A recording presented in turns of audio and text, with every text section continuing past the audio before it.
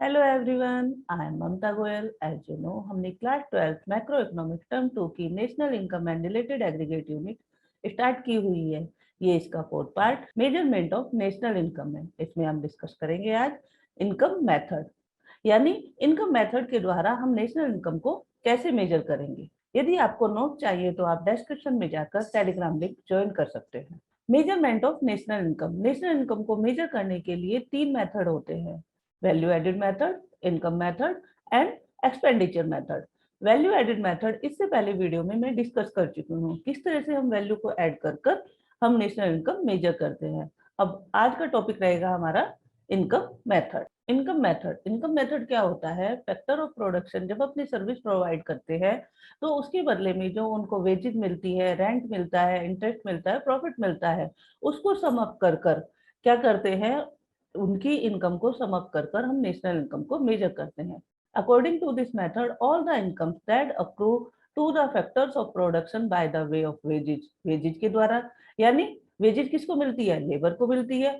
Profit किसको मिलता है? आपको। प्रॉफिट किसको मिलेगा? आपका एंटरप्रेन्योर को। रेंट किसको मिलेगा? लैंड को। इंटरेस्ट किसको मिलेगा? कैपिटल को। यानी जो फैक्टर ऑफ प्रोडक्शन क्या होते हैं? लैंड, लेबर, कैपिटल, एंटरप्रेन्योर, जिससे कि हम पहले भी बहुत बार डिस्कस कर चुके हैं, इससे तो आप परिचित ही होंगे। तो उसके बदले में जो वो अपनी सर्विस प्रोवाइड करते हैं, प्रोडक्टिव सर्विस, उनको वेजेस मिलती है, प्रॉफिट मिलता है, रेंट मिलता है और इंटरेस्ट मिलता है। इसको सम अप कर कर हम क्या करते हैं? नेशनल इनकम फाइंड आउट करते हैं। किसके मेथड के द्वारा? इनकम मेथड के द्वारा। Note: income method is also known as distributive share method. Income method को क्या बोलते हैं? Distributive share method. और फैक्टर पेमेंट मेथड, इसको फैक्टर पेमेंट मेथड। इसका मीन क्या हुआ? इनकम मेथड के द्वारा जब हम नेशनल इनकम क्या करते हैं? फाइंड आउट करते हैं, मेजर करते हैं। वो कैसे करते हैं? फैक्टर की जितनी भी इनकम होती है, फैक्टर इनकम को क्या करते हैं? हम सम अप करते हैं। फैक्टर को इनकम क्यों दी जाती है? क्योंकि वो प्रोडक्टिव सर्विस प्रोवाइड कराते हैं। उनकी इनकम को सम अप कर कर जो हमें इनकम प्राप्त होती है वो क्या हो जाती है? हमारी national income. Income method component of the factor income. Factor income के कौन कौन से कंपोनेंट होते हैं जिसके द्वारा फैक्टर को क्या मिलती है? इनकम मिलती है। अब the sum total of the all factor income earn with in the domestic territory, यानी सभी फैक्टर के द्वारा डोमेस्टिक टेरिटरी के अंदर, यानी डोमेस्टिक टेरिटरी के अंदर जितनी भी फैक्टर के द्वारा इनकम अर्न की जाती है उसका सम अप किया जाता है। कंट्री के अंदर जितनी भी डोमेस्टिक टेरिटरी होगी उसको क्या बोला जाएगा? जितनी भी इनकम आएगी वो होगी डोमेस्टिक इनकम। इसका एग्रीगेट क्या होता है? हमारा एनडीपीएफसी, यानी डोमेस्टिक इनकम को क्या बोलते हैं हम? एनडीपीएफसी। इससे क्या प्राप्त होगा? डोमेस्टिक टेरिटरी के अंदर फैक्टर के द्वारा जो इनकम अर्न की जाएगी उसको सम अप किया जाएगा, उससे क्या प्राप्त होगी हमें? डोमेस्टिक इनकम, जिसको क्या बोला जाएगा? एनडीपीएफसी। और ये जो एनडीपीएफसी यानी system of national account has elaborate, इन्होंने सिस्टम ऑफ नेशनल अकाउंट ने क्या किया है? इलेबोरेट किया है। किसको? Component of income method. Income method के कंपोनेंट को किसने इलेबोरेट किया है? System of national account, SNA. Clear हुआ यहाँ तक? यानी डोमेस्टिक टेरिटरी में जितनी भी फैक्टर इनकम अर्न होगी उसको हम सम अप करेंगे, उससे हमें डोमेस्टिक इनकम मिलेगी। और डोमेस्टिक इनकम में क्या करते हैं? NFIA, net factor income from abroad को ऐड कर देते हैं, जिससे हमें क्या मिल जाएगी? क्या फाइंड आउट हो जाएगी? आपकी नेशनल इनकम। तो इसके कौन कौन से कंपोनेंट होते हैं? सबसे पहला कंपोनेंट हुआ आपका कंपनसेशन ऑफ एम्प्लॉय। सबसे पहले क्या हुआ? Compensation of employee. दूसरा क्या हुआ आपका? Rent and royalty. तीसरा क्या हुआ? इंटरेस्ट। फोर्थ वन क्या हुआ? Profit. And fifth last one होगा हमारा नेट इनकम। सबसे पहले हम पढ़ेंगे compensation of employee. Compensation of employee क्या होता है? यानी एम्प्लॉय को दिए जाने वाला पेमेंट, यानी जब एम्प्लॉय हमारे अपनी प्रोडक्टिव सर्विस प्रोवाइड करता है किसी एम्प्लॉयर को। ये एम्प्लॉय और एम्प्लॉयर क्या होता है? एम्प्लॉय जो सर्विस देता है किसी एम्प्लॉयर को, और एम्प्लॉयर क्या होता है? जो पेमेंट करता है, यानी सर्विस एम्प्लॉय से सर्विस लेने के बदले में जो पेमेंट करता है वो क्या हो गया आपका? एम्प्लॉयर। और एम्प्लॉय कौन हुआ? जो वर्क या सर्विस प्रोवाइड कराता है। क्लियर? यानी फैक्टर ऑफ प्रोडक्शन, एम्प्लॉय से मतलब यहाँ पे हो गया। COE refer to the amount paid to the employee by the employer for the rendering productive service, यानी प्रोडक्टिव सर्विस देने के बदले में कौन देता है प्रोडक्टिव सर्विस? एम्प्लॉय। कौन लेता है? एम्प्लॉयर। एम्प्लॉयर उसके बदले में इसको एम्प्लॉय को क्या करता है? पेमेंट करता है। ठीक है। It includes all payment and benefit, इसमें सभी इनकम्स और जो आपके पेमेंट्स होंगे, जितने भी पेमेंट किए जाएंगे, जितने भी बेनिफिट्स दिए जाएंगे, उन सबको इंक्लूड किया जाएगा। विच द एम्प्लॉय रिसीव, इस पेमेंट को और बेनिफिट्स को कौन रिसीव करेगा? एम्प्लॉय, यानी जो अपनी प्रोडक्टिव सर्विस प्रोवाइड करा रहा है किसी फर्म को, किसी प्रोडक्शन को, किसी एम्प्लॉयर को, डायरेक्टली और इनडायरेक्टली, डायरेक्टली भी हो सकती है वो, इनडायरेक्टली भी हो सकती है, फ्रॉम द एम्प्लॉयर। क्लियर हो गया? Compensation of employee consist of 3 elements. सबसे पहले कंपनसेशन ऑफ एम्प्लॉय क्या हुआ आपका, कि जो एम्प्लॉय होता है अपनी सर्विस प्रोवाइड करता है, वो डायरेक्टली भी हो सकती है, इनडायरेक्टली भी होती है। एम्प्लॉयर क्या करता है? बेनिफिट देता है और पेमेंट देता है। किसके बदले में? किसके बदले में देता है वो? फैक्टर ऑफ प्रोडक्शन को सर्विस प्रोवाइड कराने के बदले में। ये किस रूप में हो सकती है? सबसे पहले हो सकती है ये wages and salary in cash, यानी ये तीन प्रकार की होगी आपकी। कौन? Compensation of employee, wages and salary in cash, यानी वेजेज और सैलरी क्या दी जाएगी? कैश में दी जाएगी। It includes all monetary benefit. इसके 3 होते हैं, 3 एलिमेंट्स बताए थे आपके। सबसे पहले क्या हो गया आपका? Wages and salary in cash. Second one क्या हो गया आपका? Wages and salary in kind. Third one क्या हो गया? Employer's contribution to social security scheme. सबसे पहले आपका क्या आएगा? Wages and salary in cash, यानी ये मॉनेटरी फॉर्म में होगा, कैश में दिया जाएगा payment.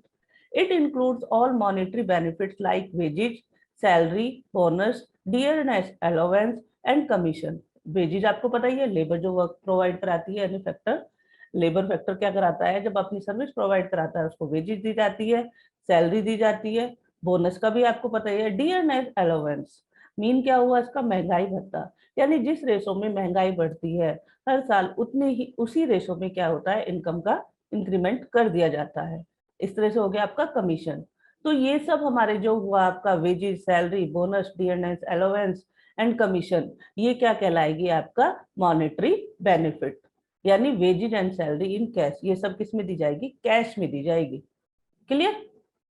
Next one, wages and salary in kind. अब ये इन काइंड क्या होता है? इन काइंड से, इन कैश में क्या था? मॉनेटरी टर्म में, यानी नोट के, करेंसी के रूप में उनको पेमेंट किया जाता है। और इन काइंड में क्या होगा? नॉन मॉनेटरी फॉर्म, यानी नॉन मॉनेटरी बेनिफिट्स उनको दिए जाएंगे। अब ये नॉन मॉनेटरी बेनिफिट्स क्या होते हैं? जैसे कि आपको रेंट फ्री होम दे दिया, यानी जो फैक्टर अपनी सर्विस प्रोवाइड करा रहा है उसको क्या दिया? रेंट फ्री होम दे दिया, फ्री कार दे दिया, फ्री मेडिकल और एजुकेशनल फैसिलिटी दे दी है। तो ये क्या होगी? हमारी नॉन मॉनेटरी बेनिफिट्स हो गए। तो wages and salary in kinds में क्या आ गया? It includes all the non monetary benefits like rent free home, free car, free medical and educational facility etcetera. Clear हो गया? An imputed value of these benefit should be included in national income. जो ये rent free home दिया जाता है, free car दी जाती है, free medical service provide की जाती है, या एजुकेशनल फैसिलिटी दी जाती है, इसकी जो इम्प्यूटेड वैल्यू होती है इसको भी क्या करते हैं? हम नेशनल इनकम में इंक्लूड करते हैं। इम्प्यूटेड वैल्यू क्या हुआ? जैसे रेंट फ्री होम है, किसी एम्प्लॉयर ने अपने एम्प्लॉय को रेंट फ्री होम दिया, तो क्या उसका उसने पेमेंट लिया? यानी उससे रेंट लिया? नहीं लिया। यदि वो अपने एम्प्लॉय के अलावा किसी और को उसको रेंट पर देता तो उसको पेमेंट मिलता, रेंट मिलता। तो उस रेंट की जो मार्केट वैल्यू हुई है that is called imputed value, यानी जितनी वैल्यू में वो किसी और व्यक्ति को देता उतनी वैल्यू को क्या करा जाएगा? नेशनल इनकम में इंक्लूड किया जाएगा, that is called imputed rent. ऐसे ही फ्री कार, वो किसी और को कार प्रोवाइड कराता तो उसके बदले में उसे कार का किराया मिलता, रेंट मिलता, तो क्या होता? That is called imputed value. यानी फ्री कार जो प्रोवाइड कराई, यदि वो किसी और व्यक्ति को जितने रुपए में कराता उस मनी को हम क्या बोलेंगे? Imputed value. ऐसी मेडिकल, फ्री मेडिकल में भी ऐसे ही होगा। और एजुकेशन फैसिलिटी, यदि किसी और व्यक्ति को एजुकेशन फैसिलिटी प्रोवाइड की जाती है तो उसका पेमेंट किया जाता है, लेकिन यदि वो एम्प्लॉय को करा रहा है तो वो फ्री में करा रहा है। तो जितनी वैल्यू वो किसी और को कराने में कराता, यानी किसी और व्यक्ति को अपनी मेडिकल फैसिलिटी दिलाता या एजुकेशनल फैसिलिटी दिलाता, तो जितनी वैल्यू उसको कहीं और से मिलती उस वैल्यू को नेशनल इनकम में इंक्लूड किया जाएगा। इसी को क्या बोला जाता है? Imputed value. An imputed value of these benefit should be included in the national income. इस इम्प्यूटेड वैल्यू को क्या किया जाएगा? नेशनल इनकम में इंक्लूड किया जाएगा। अब आया employer's contribution to the social security scheme. जो ये सोशल सिक्योरिटी स्कीम होती है, एम्प्लॉयर क्या करता है, एम्प्लॉयर क्या करता है अपने एम्प्लॉय के लिए, यानी वेलफेयर, उसके वेलफेयर के लिए, उसकी लाइफ की सुरक्षा के लिए क्या करता है, अपनी कुछ स्कीम्स बनाता है। जैसे प्रोविडेंट फंड होता है, उसकी बनाता है, और ग्रेच्युटी होता है, वेलफेयर फंड होता है। यानी इस तरह की वेलफेयर स्कीम हो गई, प्रोविडेंट फंड स्कीम हो गई, ग्रेच्युटी स्कीम हो गई, ये सब स्कीमें वो बनाता रहता है। कौन, एम्प्लॉयर। किसके लिए बनाता है, अपने एम्प्लॉय के लिए। इसको बोले जाएगा employer contribution to the social security scheme. It includes contribution made by the employer. किसके द्वारा होगा ये कॉन्ट्रीब्यूशन, एम्प्लॉयर के द्वारा, for the social security scheme of the employees. Clear. For example, contribution to provident fund, gratuity and labour welfare fund, ये सब क्या हो गए आपकी, ये आपकी जो सभी स्कीम एम्प्लॉयर के द्वारा अपने एम्प्लॉय के लिए दी गई है, ये क्या कहलाएगी, सोशल सिक्योरिटी स्कीम। ये सभी स्कीम किस लिए बनाई जाती है, किस लिए बनाई जाती है, अपने एम्प्लॉय के वेलफेयर के लिए। The aim of such contribution is to ensure safety and security. किसके लिए, सेफ्टी और सिक्योरिटी ऑफ लाइफ, किसकी, ऑफ द एम्प्लॉय। यानी सेफ्टी और सिक्योरिटी ऑफ लाइफ, लाइफ की सेफ्टी के लिए, सिक्योरिटी के लिए, किसकी, एम्प्लॉय की। किसके द्वारा, एम्प्लॉयर के द्वारा। अब आगे आपका रेंट एंड रॉयल्टी। अब ये रेंट क्या होता है, रेंट को आपने मतलब सुना होगा, किराया। यानी यदि कोई व्यक्ति अपना मकान रेंट पे देता है तो उसको उसके बदले में रेंट मिलता है। यानी अपना मकान किसी को दे देता है रहने के लिए, उसके बदले में वो उसको पेमेंट जो देता है उसको क्या बोला जाएगा, रेंट बोला जाएगा। इसी तरह से यदि वो अपनी शॉप किसी को देता है रहने के लिए, उसके बदले में उसको क्या मिलेगा, रेंट मिलेगा। तो rent is that part of national income, उसको क्या किया जाएगा, नेशनल इनकम में इंक्लूड किया जाएगा, which arises from ownership of land and building. यानी जो लैंड और बिल्डिंग का ओनर होगा, वो किसी व्यक्ति को उसको रहने के लिए या वर्क करने के लिए, प्रोडक्टिव सर्विस के लिए देता है, तो उसके बदले में जो उसको मिलता है वो क्या कहलाएगा, आपका रेंट कहलाएगा। Rental income include both actual rent and imputed rent. यानी इसमें नेशनल इनकम में एक्चुअल रेंट और इम्प्यूटेड रेंट दोनों को इंक्लूड किया जाता है। अब ये एक्चुअल रेंट क्या होता है और इम्प्यूटेड रेंट क्या होता है। एक्चुअल रेंट वो रेंट होता है, यानी कोई ओनर अपनी वस्तु को, वस्तु से मतलब बिल्डिंग को या हाउस को रेंट पर दे देता है, उसके बदले में जो उसको मॉनेटरी रेंट मिलता है, यानी धन के रूप में, कैश के रूप में जो रेंट मिलता है, वो हो गया आपका एक्चुअल रेंट। अब इम्प्यूटेड रेंट कौन सा हो गया, मीन क्या हुआ, यदि कोई ओनर क्या है, अपने मकान में रह रहा है या कोई बिल्डिंग है उसी में वर्क कर रहा है, उसमें कोई रेंट तो नहीं देगा वो, उसकी जो रेंट की वैल्यू होगी, यदि वो किसी और दूसरे को देता है, उसकी जो मार्केट वैल्यू होगी, उसको ना देते हुए उस इम्प्यूटेड वैल्यू को, जितनी वैल्यू में वो क्या कर रहा है, रह रहा है, लेकिन अपने आप को पेमेंट तो नहीं करेगा, उसको नेशनल इनकम में इंक्लूड किया जाएगा। सपोज क्या हुआ, ए व्यक्ति है, इस पर रह रहा है, इसमें कौन रह रहा है, बी व्यक्ति, रेंट पर दिया, किसी को दे दिया, तो ये कौन सी वैल्यू होगी, हमारा एक्चुअल रेंट। और ए व्यक्ति क्या है, खुद ही अपनी बिल्डिंग में रह रहा है, उसकी जो वैल्यू होगी, यानी जो मार्केट वैल्यू होगी, जितना रेंट पर वो किसी दूसरे को दे सकता था, उस वैल्यू को, उसको वो अपने आप को पेमेंट तो नहीं करेगा, उस वैल्यू को, मार्केट वैल्यू को, जितना वो रेंट पर दे सकता था, उस अपने आप रहने पर उस वैल्यू को जो वो होगी, वो होगी आपका इम्प्यूटेड रेंट। यानी अपने रहने पर जो वो किराया देगा, यहाँ पर बी रह रहा है तो ये रेंट हुआ कौन सा, एक्चुअल रेंट। और ए अपने आप रह रहा है, इसकी जो मार्केट वैल्यू होगी, ये होगी आपकी इम्प्यूटेड रेंट। क्लियर। दूसरे को देता है तो उसका क्या होगा, एक्चुअल रेंट। अपने आप उसी पर रह रहा है, उस वैल्यू को जो मेजर करेंगे वो होगी हमारी इम्प्यूटेड रेंट। लेकिन जो इम्प्यूटेड रेंट होता है और एक्चुअल रेंट होता है, इन दोनों रेंट को ही नेशनल इनकम में हम इंक्लूड करते हैं। अब आता है royalty. Royalty refer to income received for granting और leasing right of subsoil asset. Mean क्या हुआ, यदि कोई व्यक्ति है, उसके पास कोई कंपनी है या कोई व्यक्ति है, उसके पास एक लाइसेंस है, किसी भी चीज का लाइसेंस है जो दूसरी कंपनी के पास नहीं है। यदि कोई दूसरी कंपनी उससे वो लाइसेंस लेना चाहती है, उसको यूज करना चाहती है, उसके नाम को, उसके लाइसेंस को यूज करना चाहती है, तो उसके बदले में, जैसे ए कंपनी है, इसके पास लाइसेंस है और बी कंपनी या अदर कंपनी के पास लाइसेंस नहीं है, तो बी कंपनी क्या चाहती है कि वो चाहती है कि वो ए के लाइसेंस को यूज करे।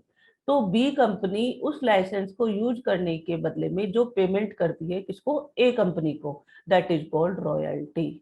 यानी उसको ग्रांटिंग और लीसिंग, जो लीसिंग राइट होता है उसके पास, उसके बदले में, उसको यूज करने के बदले में दूसरी कंपनी जो पेमेंट करती है उसको कहा जाता है रॉयल्टी।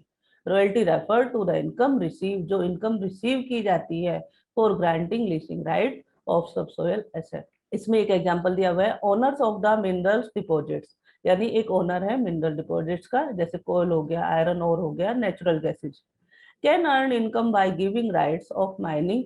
वो क्या करता है, कॉन्ट्रैक्टर को माइनिंग का राइट दे देता है और उसके बदले में जो इनकम अर्न करता है कौन, ओनर अर्न करता है, दैट इज कॉल्ड रॉयल्टी।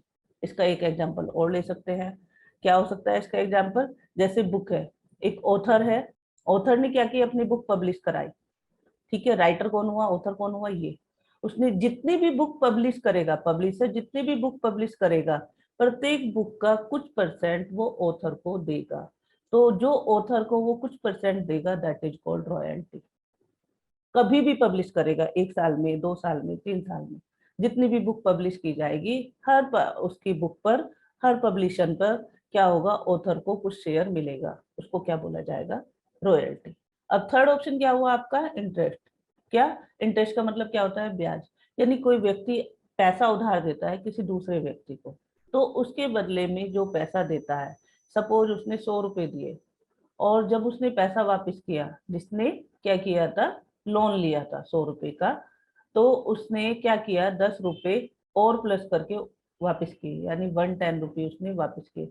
जो 10 रुपये जो हुए, यानी इस पर जो एक्स्ट्रा अमाउंट उसको दिया गया, दैट इज कॉल्ड इंटरेस्ट। यानी दिया कितना था, 100 रुपए, वापस कितना मिला, 110, को क्या बोलेंगे हम, interest. Interest refer to the amount receive for lending fund to a productive unit. अब इसकी भी कुछ कंडीशंस है, जैसे it includes both actual interest as well as imputed interest. इसमें भी एक्चुअल इंटरेस्ट और इम्प्यूटेड इंटरेस्ट दोनों को इंक्लूड किया जाता है of the fund providing by the entrepreneur. कौन करता है ये, entrepreneur. Interest income include interest on the loan taken for the productive service. इसमें मेन कंडीशन क्या है, जो नेशनल इनकम में हम इंटरेस्ट इंक्लूड करते हैं वो केवल प्रोडक्टिव सर्विस का ही इंक्लूड करते हैं।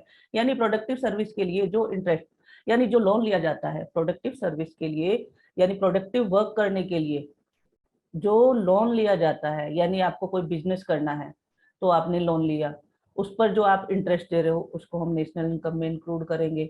इसी तरह से यानी किसी भी आपने बिजनेस के लिए, स्कूल के लिए, या किसी भी प्रोडक्ट हो, यानी उसमें क्या होगा, कोई भी प्रोसेसिंग होगी, फैक्टर इनकम होगी, यानी एंटरप्रेन्योर की, यानी productive, only productive service, non productive service के लिए नहीं, ओनली प्रोडक्टिव सर्विस के लिए लिया गया लोन और उसके बदले में दिया गया इंटरेस्ट को ही हम इंटरेस्ट में इंक्लूड करते हैं, और इसी इंटरेस्ट को हम नेशनल इनकम में इंक्लूड करते हैं। It includes both actual interest और इम्प्यूटेड इंटरेस्ट, दोनों को इंक्लूड किया जाता है of the fund provided by the entrepreneur. Interest income, जो इंटरेस्ट इनकम होती है उसमें किसको इंक्लूड किया जाता है, केवल प्रोडक्टिव सर्विस को ही इंक्लूड किया जाता है। यानी प्रोडक्टिव सर्विस के लिए लिया गया लोन और उस पर किया गया पेमेंट, यानी इंटरेस्ट जो दिया गया है उसको ही नेशनल इनकम में क्या किया जाएगा, इंक्लूड किया जाता है। नॉन प्रोडक्टिव एक्टिविटी के लिए इसको इंक्लूड नहीं किया जाता। जैसे क्या होता है, पीपल्स क्या होते हैं, कंजम्पशन करने के लिए, सेल्फ कंजम्पशन के लिए क्या करते हैं, लोन ले लेते हैं, उसको हम नेशनल इनकम में इंक्लूड नहीं करेंगे। Interest income does not include, कहाँ कहाँ इंटरेस्ट इनकम को इंक्लूड नहीं किया जाता है। सबसे पहले क्या है, interest paid by the government on the public debt. जो इंटरेस्ट गवर्नमेंट के द्वारा पब्लिक डेट पर क्या किया जाता है, पे किया जाता है, उसको हम नेशनल इनकम में इंक्लूड नहीं करेंगे। क्यों नहीं करेंगे, क्योंकि उसमें कोई भी प्रोडक्टिव एक्टिविटी नहीं हो रही है, प्रोडक्शन प्रोसेस नहीं हो रही है। जो हमारे गुड्स और सर्विसेज होते हैं सर्कुलर फ्लो में, उसमें कोई भी एडिशन नहीं हो रहा है, और क्या होता है, उसमें कोई भी वैल्यू ऐड नहीं हो रही है। इसलिए क्या हो रहा है, उस इंटरेस्ट पेड को गवर्नमेंट के, जो इंटरेस्ट पेड किया जाएगा गवर्नमेंट के द्वारा, किसमें, पब्लिक डेब्ट में, उसको हम नेशनल इनकम में इंक्लूड नहीं करेंगे। Interest paid by the consumers as such interest is paid on loan taken for the consumption purpose. और कंजम्पशन पर्पज के लिए जो कंज्यूमर के द्वारा लिया जाता है लोन, उस पर जो इंटरेस्ट पे किया जाता है वो भी हम नेशनल इनकम में इंक्लूड नहीं करेंगे। कौन कौन से नहीं करेंगे? जो गवर्नमेंट ने क्या किया, पब्लिक डेब्ट दिया, उसमें उस पर जो इंटरेस्ट दिया जाता है गवर्नमेंट के द्वारा, उसको हम नेशनल इनकम में नहीं इंक्लूड करेंगे। इसी तरह से कंज्यूमर क्या करता है, कंजम्पशन पर्पज के लिए जो लोन लेता है उस पर जो इंटरेस्ट पे किया जाता है उसको भी नेशनल इनकम में इंक्लूड नहीं किया जाएगा। Interest paid by one firm to the another, जो एक फर्म दूसरी फर्म को क्या करती है, इंटरेस्ट पे करती है, उसको भी हम नेशनल इनकम में इंक्लूड नहीं करेंगे। अब आता है फोर्थ वन, प्रॉफिट। अब प्रॉफिट क्या होता है? प्रॉफिट किसको मिलता है? सबसे पहले तो एंटरप्रेन्योर को। प्रॉफिट किसको मिलता है? एंटरप्रेन्योर को। प्रॉफिट होता क्या है? एंटरप्रेन्योर जब अपने सारे एक्सपेंडिचर निकाल देता है, यानी अलग कर देता है, पे कर देता है, मतलब कौन कौन से, लैंड, लेबर, कैपिटल, इन तीनों पर जितना भी उसका एक्सपेंडिचर आता है उसको निकाल देता है। उसके बाद जितना भी पैसा बचता है वो क्या कहलाता है? प्रॉफिट कहलाता है। Profit is the reward to the entrepreneur. किसका रिवार्ड है? एंटरप्रेन्योर का। For his contribution to the production of goods and service. Goods and service की प्रोडक्शन, सर्विस यानी गुड्स एंड सर्विस की जो प्रोडक्टिव एक्टिविटी होती है, जो प्रोडक्शन होता है, उसमें जो कंट्रीब्यूशन होता है, किसका कंट्रीब्यूशन, किसका होता है? एंटरप्रेन्योर का। उसके बदले में जो उसको रिवार्ड मिलता है वो क्या कहलाता है? प्रॉफिट। यानी प्रॉफिट क्या होता है? एंटरप्रेन्योर जितने भी एक्सपेंडिचर होता है उसको सब अलग कर देता है, यानी उनको सब पेमेंट कर देता है, उसके बाद जो भी बचता है वो क्या होता है? प्रॉफिट कहलाता है। It is the residual income which an entrepreneur earns after paying all the other factor of production। सभी फैक्टर ऑफ प्रोडक्शन जो अदर एंटरप्रेन्योर के द्वारा जितने भी फैक्टर ऑफ प्रोडक्शन होता है उनको जब पेमेंट कर देता है, उसके बाद जो उसकी रेसिडियल इनकम होती है, यानी बची हुई इनकम होती है, वो क्या कहलाएगी? आपकी profit. The profit earn by an enterprise is use three purpose. जो एंटरप्रेन्योर क्या करता है, प्रॉफिट गेन करता है, उसको वो तीन पर्पज से क्या करता है? यूज करता है। सबसे पहला आपका आएगा कॉर्पोरेट टैक्स। कॉर्पोरेट टैक्स क्या होता है? एक कंपनी जो टैक्स पे करती है, यानी जो प्रॉफिट कंपनी को होता है उस पर जो लगा हुआ टैक्स होता है, पे करती है, उसको बोलते हैं कॉर्पोरेट टैक्स। ये क्या होता है? डायरेक्ट टैक्स होता है। कॉर्पोरेट टैक्स को क्या बोलते हैं? Direct tax. It is the direct tax paid by an enterprise to the government, यानी गवर्नमेंट को डायरेक्टली एक कंपनी पे करती है, किस पर? प्रॉफिट पर लगने वाले टैक्स पर। On the total profit earn by it, एक कंपनी के द्वारा जितना टोटल प्रॉफिट अर्न किया गया उस पर पे किया गया जो टैक्स होता है गवर्नमेंट को, वो क्या कहलाता है? Corporate tax. It is also known as the profit tax. इसको प्रॉफिट टैक्स भी बोलते हैं और बिजनेस टैक्स भी बोला। सेकंड वन क्या हुआ? डिविडेंड। यानी प्रॉफिट के तीन पार्ट बताए, कॉर्पोरेट टैक्स, और दूसरा क्या हुआ? डिविडेंड, और तीसरा क्या हुआ हमारा? Retained earning. इसमें क्या हुआ? डिविडेंड में क्या हुआ? It refer to the part of the profit which is paid to the shareholder in the ratio of their shareholding. It is also known as the distributive profit। इसको क्या बोला जाएगा? Distributive profit. यानी जो company काम करती है उसमें ये तो है नहीं कि कंपनी का ओनर पूरा काम अपने आप लेता है, उसमें कुछ शेयर होल्डर्स होते हैं, वो कह देते हैं कि हमारा 10% का शेयर लगा हुआ है, यानी जो खर्चे होंगे वो 10% के लगा देते हैं। इसी तरह से कोई 20% का लगा देता है। जितने परसेंट का कोई व्यक्ति शेयर लगाता है उतने ही परसेंट उसको प्रॉफिट प्रोवाइड किया जाता है, उसी को बोला जाता है डिविडेंड। क्लियर? कोई व्यक्ति किसी कंपनी में शेयर लगाता है, शेयर करता है अपना, यानी यदि उसका 20% शेयर है तो उसका प्रॉफिट का भी 20% उसको मिलेगा, दैट इज कॉल्ड डिविडेंड। अब आया आपका रिटेन अर्निंग। कॉर्पोरेट टैक्स और डिविडेंड को देने के बाद जो पैसा बचता है वो किसका होता है? एंटरप्रेन्योर का। किसके रूप में? रिटेन अर्निंग के रूप में। It refer to that part of the profit which is kept as the reserve to meet unexpected contingencies और for business expansion.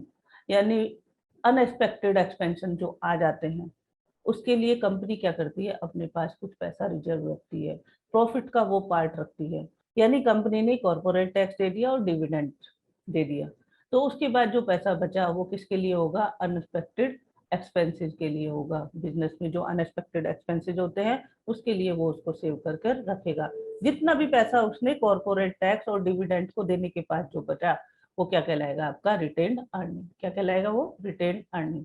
It is also known as undistributed profit, क्योंकि distribute नहीं किया जाता है। Distribute में क्या आता है आपका?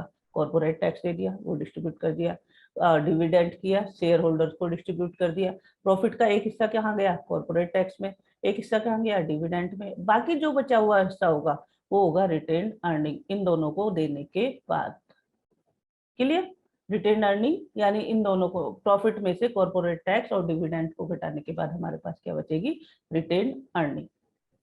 इसको बोला गया अनडिस्ट्रीब्यूटेड प्रॉफिट, क्योंकि इस प्रॉफिट को किसी में भी डिस्ट्रीब्यूट नहीं किया गया। और सेविंग ऑफ प्राइवेट सेक्टर और the reserve of surplus.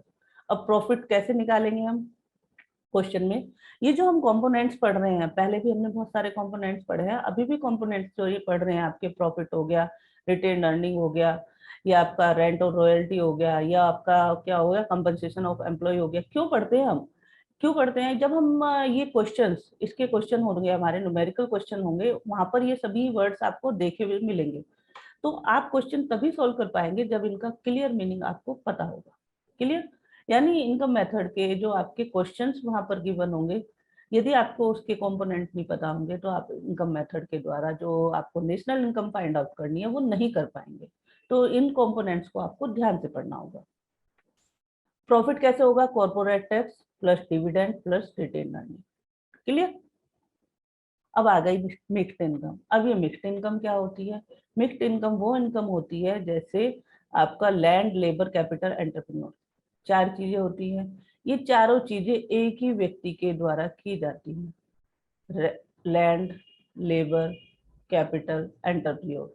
Land के द्वारा उसको रेंट जो देना होता है, लैंड, लेबर के द्वारा वेजेज जो हो गई, कैपिटल यानी क्या हो गया, इंटरेस्ट हो गया, और एंटरप्रेन्योर यानी प्रॉफिट। ये सभी चीजें एक ही व्यक्ति को मिलती है। जैसे एक व्यक्ति है आपका, क्या है, बार्बर है, सपोज बार्बर है, वो क्या कर रहा है, उसकी खुद की लैंड है, वर्क भी वो खुद कर रहा है, पैसा भी वो खुद लगा रहा है, और प्रॉफिट भी वो अपने आप प्राप्त कर रहा है। तो ये चारों चीजें एक व्यक्ति के पास पहुंची, तो that is called mix income.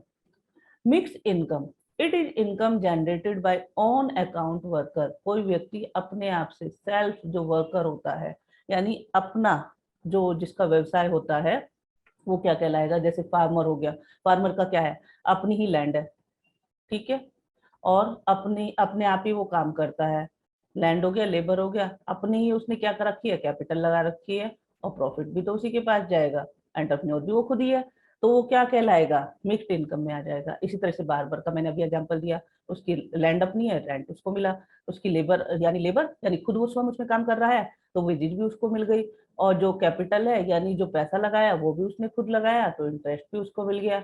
Entrepreneur से मतलब क्या हुआ, जो उसने क्या किया, ये सभी चीजें मेंटेन की है, जितना भी वर्क किया है वो भी उसने खुद किया है, तो प्रॉफिट भी उसको प्राप्त हो गया। Are unincorporated enterprise like retail tailor, small shopkeeper, यानी ये क्या करते हैं, सारा काम अपने आप से करते हैं। It is the term used for any income that has elements of more than one type of factor income, यानी more than, ये क्या होगी, चारों फैक्टर इनकम आपकी इसमें इंक्लूड हो गई, इसका पेमेंट चारों का इसमें इंक्लूड हो गया, तो इस इनकम को क्या बोलेंगे, mixed income. Mixed income arises from the productive service of self employed person. किसके द्वारा होता है, सेल्फ एम्प्लॉयड पर्सन, यानी उसी की लैंड होती है, वो ही खुद ही उसमें काम करता है। whose income include wages, rent, interest and profit, and these elements cannot be separated from each other। In elements को हम ये नहीं कहेंगे कि आपकी ये वेजेज हो गई, आपकी ये क्या हो गया, रेंट हो गया, अलग अलग तो नहीं कर सकते ना हम उसको, क्योंकि उसी की लैंड है, उसी के वो खुद में ही लेबर है, उसी का प्रॉफिट हो गया, उसी का क्या हो गया, इंटरेस्ट हो गया।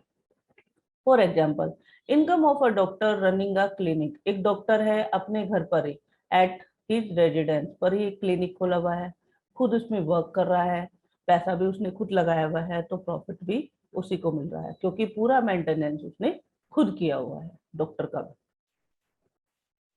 जैसे डोमेस्टिक इनकम, एनडीपीएफसी, जब हम ये पांचों कंपोनेंट मिला देते हैं, यानी compensation of employee, compensation of employ, rent and royalty, interest, profit and mix income, जब इन चारों को प्लस कर देते हैं तो हमारा क्या हो जाता है, डोमेस्टिक इनकम, यानी एनडीपीएफसी। एनडीपीएफसी कब मिलता है, जब इन पांचों कंपोनेंट्स को हम प्लस कर देते हैं, कौन से, compensation of employ, rent and royalty, profit, interest and mix income. अब एक ऑप्शन होता है ऑपरेटिंग सरप्लस। कभी कभी क्वेश्चन में आपको देखने को मिल जाता है ऑपरेटिंग सरप्लस। ऑपरेटिंग सरप्लस क्या हो गया हमारा, इन तीनों को ऐड कर कर, किसको, rent, royalty, interest and profit. यानी यदि ऑपरेटिंग सरप्लस आपको क्वेश्चन में गिवन होगा तो उसमें रेंट, रॉयल्टी आ जाएगी, इंटरेस्ट आ जाएगा और प्रॉफिट, इन तीनों को सम करके हमारा ऑपरेटिंग सरप्लस होगा। तो इसमें हम जो यदि अलग से रेंट, रॉयल्टी, इंटरेस्ट और प्रॉफिट गिवन होगा तो हम इसको अलग से इंक्लूड नहीं करेंगे, उसमें डायरेक्टली हम क्या ले लेंगे, operating surplus. Step of income method. अब इसके 4 स्टेप्स होते हैं किसके, इनकम मेथड को मेजर करने के लिए। सबसे पहला क्या आ गया आपका, identify and classify the production unit. यानी सबसे पहले हम क्या करते हैं, आइडेंटिफाई करते हैं किसको, प्रोडक्शन यूनिट को, और फिर इसको क्लासिफाई कर देते हैं। क्लासिफाई से मतलब हुआ उसको, जैसे प्राइमरी सेक्टर, टर्सरी सेक्टर और सेकेंडरी सेक्टर, तीनों सेक्टर होते हैं, उसमें क्या कर देते हैं, क्लासिफाई कर देते हैं। All the producing enterprise employing various factor of production are identified and classified into the primary, secondary and tertiary sector। जितने भी आपके प्रोड्यूसिंग एंटरप्राइज होते हैं, जितने भी आपके सेक्टर होते हैं, जितना भी आपका वर्क होता है, उनको 3 सेक्टर में डिवाइड कर देते हैं, किसमें, प्राइमरी में, सेकेंडरी में और टर्सरी में। क्लियर हो गया। दूसरा स्टेप क्या होगा हमारे, सबसे पहले हम क्या करेंगे, उसको आइडेंटिफाई एंड क्लासिफाई करेंगे, किसको, primary sector, secondary sector and tertiary sector को। सेकंड वन हो गया estimate the factor income paid by the each sector. यानी प्रत्येक सेक्टर के द्वारा, तीनों सेक्टर के द्वारा, प्राइमरी सेक्टर, सेकेंडरी सेक्टर और टर्सरी सेक्टर के द्वारा जो पेमेंट किया जाता है, किसको पेमेंट किया जाता है, फैक्टर को।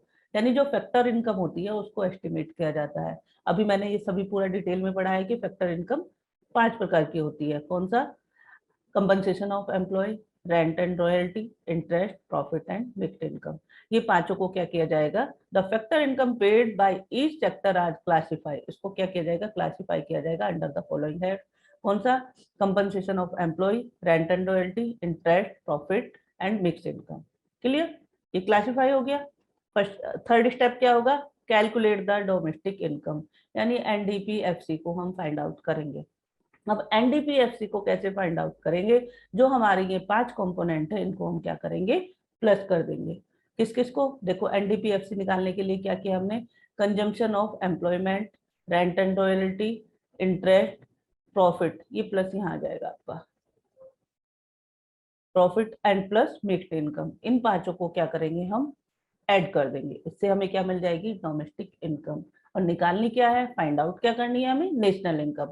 अब नेशनल इनकम को फाइंड आउट करने के लिए फोर्थ स्टेप पे हम जाएंगे, estimate net factor income from abroad to arrive at the national income. यानी नेशनल इनकम पर आने के लिए हमें क्या करना पड़ेगा, net factor income from abroad को डोमेस्टिक इनकम में ऐड करना होगा। यानी एनडीपीएफसी में किसको ऐड करना होगा, net factor income from abroad. इससे हमें क्या मिल जाएगी, एनएनपीएफसी। और एनएनपीएफसी क्या होती है हमारी, नेशनल इनकम। अब इसको एक ग्राफ में देख लेते हैं, इनकम मेथड।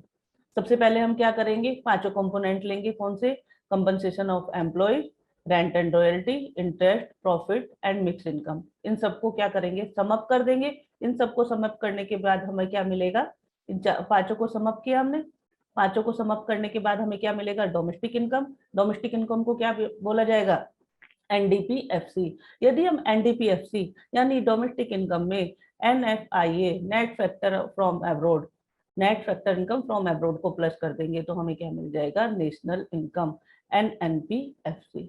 क्लियर। अब आता है प्रिकॉशन ऑफ इनकम मेथड।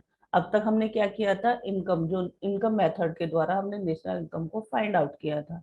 अब इनकम मेथड के द्वारा जब हम नेशनल इनकम को फाइंड आउट करते हैं उसके लिए कुछ प्रिकॉशन भी होती है।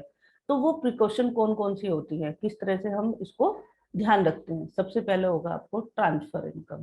जो हमारी इनकम होती है वो 2 टाइप्स की होगी, ट्रांसफर इनकम और फैक्टर इनकम। फैक्टर इनकम को हम नेशनल इनकम में इंक्लूड करते हैं, ट्रांसफर इनकम को इंक्लूड नहीं करते हैं। क्यों, क्योंकि फैक्टर इनकम क्या करती है, सर्विस प्रोवाइड कराती है, उसके बदले में उसको इनकम दी जाती है। लेकिन जो ट्रांसफर इनकम होती है वो यूनिलेटरल इनकम होती है। यूनिलेटरल यानी वन साइड, यानी कोई किसी को क्या कर रहा है, गिफ्ट दे रहा है, या कोई किसी को क्या कर रहा है, स्कॉलरशिप होगी, ये वन साइड है, यूनिलेटरल है। स्कॉलरशिप के बदले में किसी को जब किसी स्टूडेंट को स्कॉलरशिप दी जाती है, क्या वो उसके बदले में कुछ पेमेंट करता है, नहीं करता है। डोनेशन के बदले में भी कोई पेमेंट नहीं होता है, ये भी वन साइडेड होती है, चैरिटी में भी नहीं होता है। और ओल्ड एज पेंशन, क्या ओल्ड एज पेंशन के बदले में कोई व्यक्ति वापस में गवर्नमेंट को कुछ देता है? नहीं देता है। ट्रांसफर इनकम वो इनकम हुई जिसके बदले में कोई प्रोडक्टिव सर्विस नहीं प्रोवाइड की जाएगी। ना ही क्या होगा, गुड्स और सर्विस क्या होता है, जो हमारा सर्कुलर फ्लो होता है उसमें कोई भी एड ऑन नहीं होगा, कोई भी प्रोडक्टिव सर्विस प्रोवाइड नहीं की जाएगी, प्रोडक्टिव एक्टिविटी नहीं होगी। क्या इसमें स्कॉलरशिप में कोई प्रोडक्टिव एक्टिविटी हुई है? नहीं है। डोनेशन में हुई है? नहीं है। चैरिटी, ओल्ड एज पेंशन, क्या इसमें कोई प्रोडक्टिव सर्विस हुई है? नहीं है, कोई भी प्रोडक्टिव एक्टिविटी नहीं हुई है। तो इसको क्या किया जाएगा, नेशनल इनकम में इंक्लूड नहीं किया जाएगा, क्योंकि इसमें कोई भी वैल्यू ऐड नहीं हुई है, कोई भी प्रोडक्टिव सर्विस नहीं हुई है, और ये यूनिलेटरल ट्रांसफर है, यानी वन साइडेड ट्रांसफर है, इसलिए इसको नेशनल इनकम में इंक्लूड नहीं किया जाएगा। Like scholarship, donation, charity, old age pension are not included in the national income. क्यों नहीं इंक्लूड किया जाएगा? Because such receipts are not connected with any productive activity. ये किसी भी प्रोडक्टिव एक्टिविटी से ऐड नहीं है, इससे कनेक्टेड नहीं है, and there is no value addition, और इससे किसी भी वस्तु में, गुड्स और सर्विस में कोई भी वैल्यू ऐड नहीं हुई है। क्लियर हो गया? यानी टू टाइप्स की इनकम हुई, ट्रांसफर इनकम और फैक्टर इनकम। फैक्टर इनकम को हम नेशनल इनकम में इंक्लूड करते हैं, ट्रांसफर इनकम को हम नेशनल इनकम में इंक्लूड नहीं करते हैं। ट्रांसफर इनकम को नेशनल इनकम में इंक्लूड क्यों नहीं करते हैं? क्योंकि वो कोई भी प्रोडक्टिव सर्विस नहीं प्रोवाइड कराती है, उससे किसी भी मतलब कमोडिटी में वैल्यू एड नहीं होती है, इसलिए हम ट्रांसफर इनकम को नेशनल इनकम में इंक्लूड नहीं करते हैं। Second one, income from sale of second hand goods will not be included. जो इनकम प्राप्त होती है सेकंड हैंड उससे, जैसे सपोज करो ए व्यक्ति है, उसने कोई प्रोडक्शन किया और बी को उसे सेल आउट कर दिया, यानी इसने क्या किया, एक कैलकुलेटर लिया है, ठीक है, ए ने कैलकुलेटर लिया और बी को सेल आउट कर दिया 200 रुपए में, ठीक है। तो ये 200 रुपये क्या हुई, ये क्या हुई, इसको हम नेशनल इनकम में इंक्लूड करेंगे। लेकिन कुछ समय के बाद भी इसको रीसेल करना चाहता है, क्या कर रहा, ये इसके लिए पुरानी होगी, तो जब ये सेल करेगा किसी दूसरे व्यक्ति को, तो यानी 150 में उसने सेल किया, तो क्या उसको नेशनल इनकम में इंक्लूड किया जाएगा? नहीं किया जाएगा, क्योंकि ये जो 200 रुपए की 200 रुपए की जो इनकम हुई थी, इसको हम ऑलरेडी इंक्लूड कर चुके हैं। यदि हम इसको भी इंक्लूड करेंगे, इसको भी इंक्लूड करेंगे, तो ये डबल काउंटिंग में आ जाएगी, तो इसको हम इंक्लूड नहीं करेंगे, इसको हम इंक्लूड नहीं करेंगे। केवल जो स्टार्टिंग में सेल हुई थी, ए ने बी को सेल किया था, उससे जो इनकम प्राप्त हुई थी उसको इंक्लूड करेंगे। Clear? in national income as their original sale has already been counted, ये ऑलरेडी काउंटेड हो गई है। If they are included again, इसको यदि दोबारा इंक्लूड किया जाएगा, it would lead to double counting, इसको क्या कहा जाएगा, डबल काउंटिंग कहा जाएगा, जो कि नेशनल इनकम के लिए सही नहीं होगा। However, any brokerage or commission received by the broker or the commission agent on sale of such goods will be included as it is an income receipt for the rendering productive service। अब क्या होता है, कोई broker है या commission agent है, उसने कोई 200 रुपए की वस्तु किसी सी नाम के व्यक्ति को क्या करी, सेल कराई। किसने कराई? है ब्रोकर ने या कमीशन एजेंट ने। तो उसके बदले में जो उसने बी से सी तक आप उसकी वस्तु पहुंचाई है, उसके बदले में यानी 180 की या 150 की ही उसने वो कराई है, सेल आउट कराई है, और 20 रुपए किसके हुए, ब्रोकर के हो गए। तो इस 20 रुपए को नेशनल इनकम में इंक्लूड किया जाएगा, इसको नहीं किया जाएगा। यानी ब्रोकर ने जो अपनी सर्विस, प्रोडक्टिव सर्विस प्रोवाइड कराई है, बी से सी तक उसके सामान को पहुंचाया है, उसके बीच में जो ये सर्विस हुई है, उसके बदले में जो उसने पेमेंट लिया है, किसने, ब्रोकर ने या कमीशन एजेंट ने, उसको नेशनल इनकम में इंक्लूड किया जाएगा। यानी इस 20 रुपए को नेशनल इनकम में इंक्लूड किया जाएगा, क्योंकि ब्रोकर ने अपनी प्रोडक्टिव सर्विस प्रोवाइड कराई है। और अदर्स, यानी उस सेल को जब दोबारा सेल किया जाता है, उसका पैसा, यानी जो ये 150 हो गया या 180 में उसको सेल आउट किया, उसको इंक्लूड नहीं करेंगे। किसको इंक्लूड करेंगे? केवल ब्रोकर को, या स्टार्टिंग में जो सेल आउट हुई थी उसकी इनकम को हम नेशनल इनकम में इंक्लूड करेंगे। Next one, income from sale of shares, bond, debenture will not be included.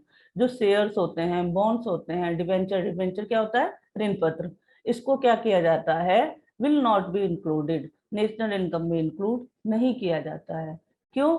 क्योंकि जो ये ट्रांसफर होता है, शेयर का हो गया, बॉन्ड्स का हो गया, डिबेंचर्स का हो गया, ये केवल पेपर्स पर होता है, पेपर वर्क होता है, यानी एक व्यक्ति का नाम से बदलकर दूसरे व्यक्ति को दे दिया जाता है। इसमें कोई भी प्रोडक्टिव सर्विस नहीं होती, कोई भी वैल्यू ऐड नहीं होती, इसलिए इसको नेशनल इनकम में इंक्लूड नहीं किया जाता है। As such, transactions do not contribute to the current flow of the goods and services. These final assets are mere paper claim. ये केवल पेपर क्लेम होते हैं, यानी पेपर पर इसको वर्क किया जाता है, जो ट्रांजेक्शन किया जाता है, ट्रांसफर किया जाता है, नेम ट्रांसफर होता है, and involve a change of the title only, केवल टाइटल चेंज होता है इसमें। ठीक है, इसमें कोई भी प्रोडक्टिव एक्टिविटी नहीं होती है, इसलिए इसमें नेशनल इनकम में इसको नहीं इंक्लूड किया जाता है। However, any commission or brokerage, वो कमीशन एजेंट हुआ, कमीशन हुआ, ब्रोकर हुआ, ये क्या हुआ, जो कमीशन एजेंट होता है, ब्रोकर होता है, on such finance asset is include as it is productive service, यानी यदि ब्रोकर और कमीशन, यानी ये ट्रांसफर कराने में, शेयर को ट्रांसफर कराने में, बॉन्ड को ट्रांसफर कराने में या डिबेंचर को ट्रांसफर कराने में कमीशन अपना कोई वर्क यानी प्रोडक्टिव सर्विस प्रोवाइड करती है, तो उसको मिलने वाला पेमेंट किसको, कमीशन एजेंट को या ब्रोकर को मिलने वाले पेमेंट को नेशनल इनकम में हम इंक्लूड करेंगे। अब आ गया windfall gains, unexpected gain. Unexpected gain कैसे होते हैं, विंडफॉल गेन कैसे होते हैं, जैसे इनकम फ्रॉम द लॉटरी, किसी व्यक्ति की लॉटरी लग जाती है, क्या उसके बदले में उसने कोई प्रोडक्टिव सर्विस दी है, नहीं दी है। होर्सेस में क्या उसने कोई प्रोडक्टिव सर्विस की है, वैल्यू ऐड हुई है, नहीं हुई है, कोई प्रोडक्शन हुआ है, नहीं हुआ है, तो are not included at there no productive active connected with them. इसको विंड, ये जो विंडफॉल गेन होता है, अनएक्सपेक्टेड जो गेन होता है, इसको हम नेशनल इनकम में इंक्लूड नहीं करते हैं। क्यों नहीं करते हैं? क्योंकि इसमें कोई भी प्रोडक्टिव सर्विस नहीं होती है, प्रोडक्टिव एक्टिविटी नहीं होती है।